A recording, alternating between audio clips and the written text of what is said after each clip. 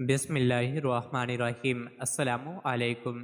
روزانہ واقعات سننے کے لیے اس چینل کو سبسکرائب کریں۔ حضرت ابو ذر غفاری رضی اللہ عنہ مشہور صحابی ہیں جو بعد میں بڑے زاہدوں اور بڑے علماء میں سے ہوئے۔ حضرت علی کرم اللہ وجہہ کا ارشاد ہے کہ ابو ذر رضی اللہ عنہ ایسے علم کو حاصل کیے ہوئے ہیں جس سے لوگ عاجز ہیں، مگر انہوں نے اس کو محفوظ کر رکھا ہے۔ جب ان کو حضور اقدس صلی اللہ علیہ وسلم کی نبوت کی پہلی خبر پہنچی تو انہوں نے اپنے بھائی کو حالات کی تحقیق کے واسطے مکہ بھیجا کہ جو شخص یہ دعویٰ کرتا ہے کہ میرے پاس وحی آتی ہے اور آسمان کی خبریں آتی ہیں، اس کے حالات معلوم کریں اور اس کے کلام کو غور سے سنیں۔ وہ مکہ مکرمہ آئے اور حالات معلوم کرنے کے بعد اپنے بھائی سے جا کر کہا کہ میں نے ان کو بھی اچھی عادتوں اور عمدہ اخلاق کا حکم کرتے دیکھا اور ایک ایسا کلام سنا جو نہ شعر ہے نہ کاہنوں کا کلام ہے۔ ابو ذر رضی اللہ عنہ کی اس مجمل بات سے تفشی نہ ہوئی تو خود سامان سفر باندھا اور مکہ پہنچے اور سیدھے مسجد حرام میں گئے۔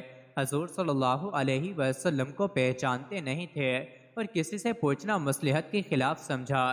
شام تک کسی حال میں رہے۔ شام کو حضرت علی رضی اللہ عنہ کرم اللہ وجہہ نے دیکھا کہ ایک پردیسی مسافر ہے۔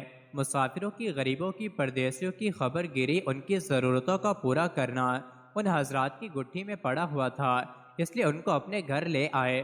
میزبانی فرمائی، لیکن اس کے پوچھنے کی کچھ ضرورت نہ پوچھی کہ کون ہو، کیوں آئے۔ مسافر نے بھی کچھ ظاہر نہ کیا۔ صبح کو پھر مسجد آ گئے اور دن بھر اسی حال میں گزرا کہ خود پتہ نہ چلا اور دریافت کسی سے نہ کیا۔ غالباً اس کی وجہ یہ ہوگی کہ حضور صلی اللہ علیہ وسلم کے ساتھ دشمنی کے قصے بہت مشہور تھے۔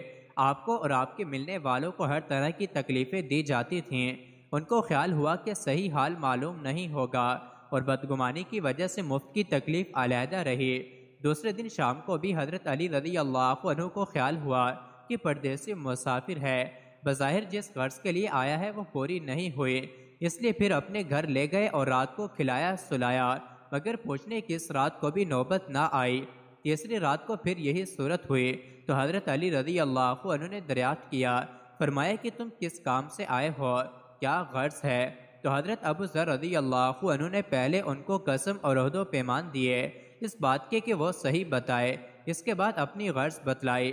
حضرت علی کرم اللہ وجہہ نے فرمایا کہ وہ بے شک اللہ کے رسول ہیں اور صبح کو میں جب جاؤں تو تم میرے ساتھ چلنا، میں وہاں تک پہنچا دوں گا، لیکن مخالفت کا زور ہے، اس لیے راستے میں اگر مجھے کوئی شخص ایسا ملا جس سے میرے ساتھ چلنے کی وجہ سے تم پر کوئی اندیشہ ہو تو میں پیشاب کرنے لگوں گا یا اپنا جوتا درست کرنے لگوں گا، تم سیدھے چلتے چلنا، میرے ساتھ ٹھہرنا نہیں، جس کی وجہ سے تمہارا میرا ساتھ ہونا معلوم نہ ہو۔